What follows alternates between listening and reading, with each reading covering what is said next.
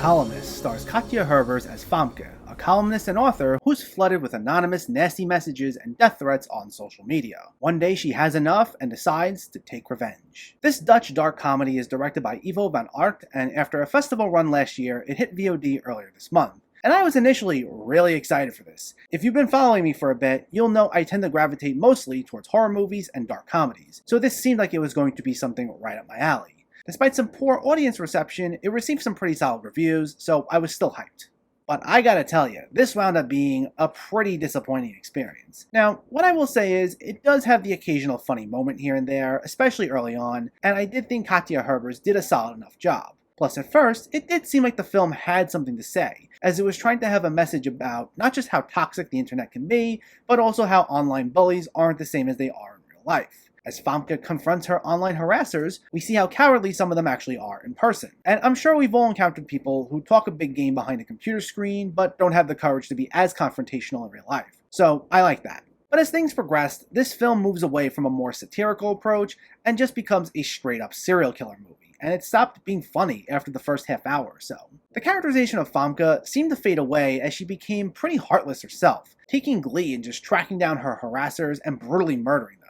And the film felt like it no longer cared to explore anything else regarding her psyche. I mean, it's not hard to see why she snapped, but when she switches from frustrated writer to cold-blooded serial killer, it throws all emotional depth out the window, giving it that feel like it really jumped the shark. And for a film that's trying to be a satire on toxic and hate-filled internet culture, which is a deep-rooted systemic problem, the fact that it kept things so small in scale and boiled things down to her just going after a few nasty individuals really doesn't explore the root of the problem or anything.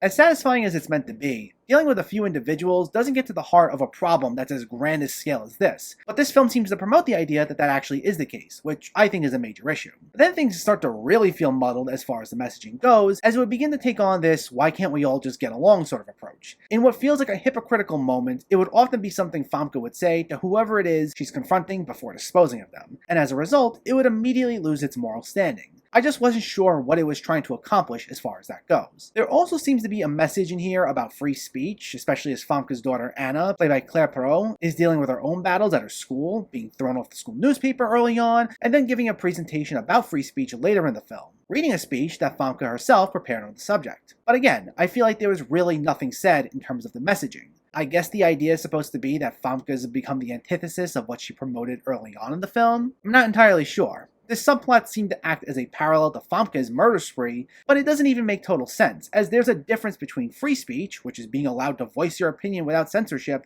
and hate speech, which are the harmful comments and death threats thrown Famke's way. But the film doesn't seem interested in making that distinction.